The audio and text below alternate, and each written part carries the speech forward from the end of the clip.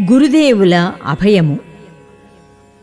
శ్రీవారి పాదరేణువు శ్రీ మాకాని వెంకట్రావు గారు కొన్ని అనుభవాలను ఈ విధంగా తెలిపారు. రాత్రి నేను అంటే పాదరేణువు నెల్లిపూడి శ్రీ తిక్కవరపు సుందర్రామిరెడ్డి గారు మా ఇంటి హాస్టల్ హాలులో పండుకొని ఉండగా రాత్రి సుమారు 12 గంటల సమయంలో శ్రీ సుందర్రామిరెడ్డి గారికి భగవానుల వారు స్వరము వినిపించినారు. అయ్యా, నేను ఎక్కడికి పోలేదులే, ఇక్కడనే ఉన్నాను. ఆయనకు చెప్పయ్యా, నేను ఇక్కడనే ఉన్నాను అని.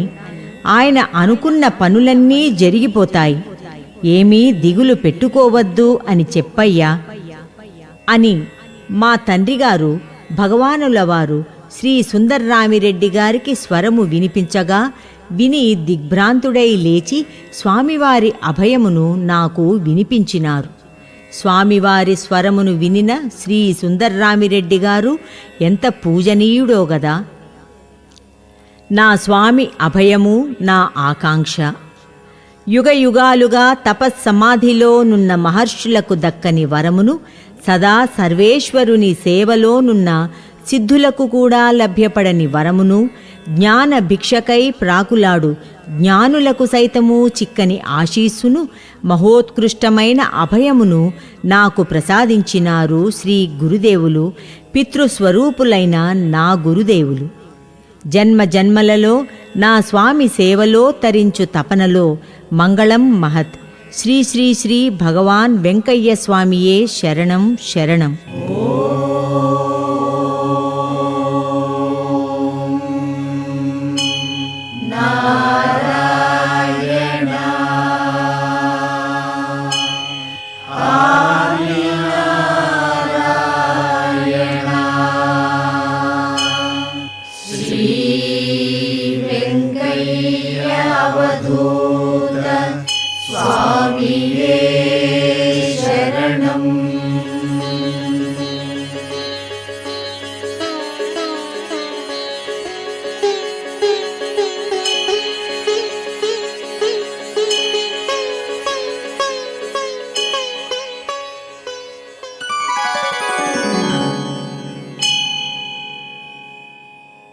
గురు భగవానుల మహాసమాధి 24 ఆగస్టు 1982 మంగళవారం.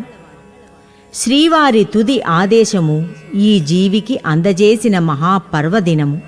ఓం శ్రీ సద్గురు పరబ్రహ్మణే నమః. శరణం శరణం. ఓం శ్రీ సద్గురు పరబ్రహ్మ స్వరూపాయ నమః.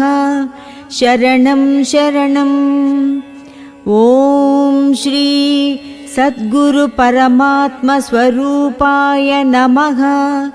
శరణం శరణం. ఓం నమో భగవతే శ్రీ సద్గురు వెంకయ్యార్య స్వామినే నమః. శరణం శరణం.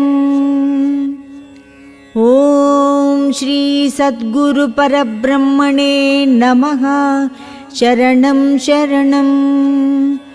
ఓం శ్రీ సద్గురు పరబ్రహ్మ స్వరూపాయ నమః. శరణం శరణం. ఓం శ్రీ సద్గురు పరమాత్మ స్వరూపాయ నమః. శరణం శరణం. ఓం నమో భగవతే శ్రీ సద్గురు వెంకయ్యార్య స్వామినే నమః. శరణం శరణం. భగవానుల వారి మహాసమాధి పర్వదినము 26 ఆగస్టు 1982 గురువారము.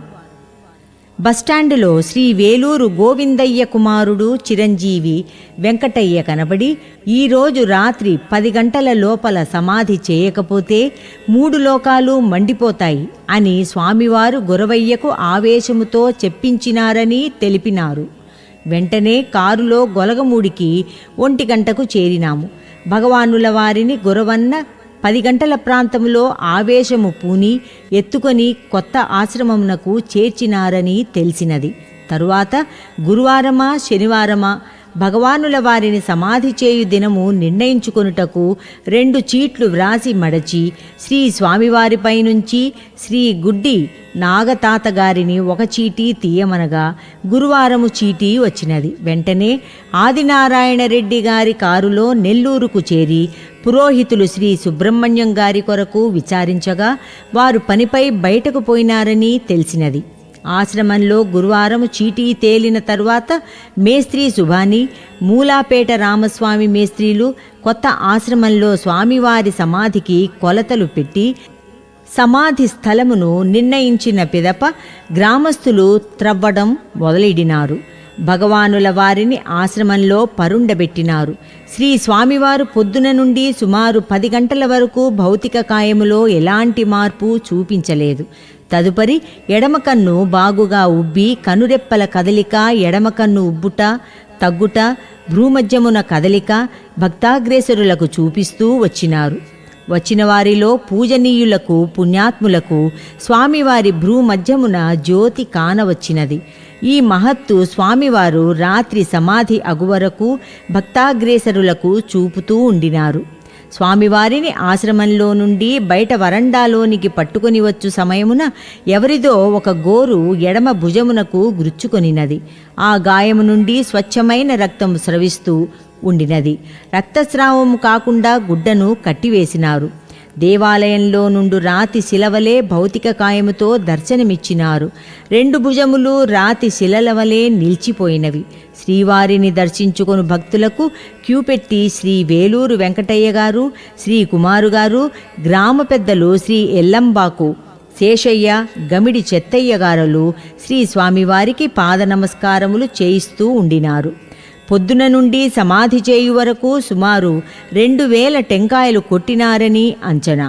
శ్రీ స్వామివారి పాదముల కడవేసిన దక్షిణలు 227 రూపాయలు ఉండినవి. కొరవ చిల్లర స్వామివారి సమాధిలో పోసినాము.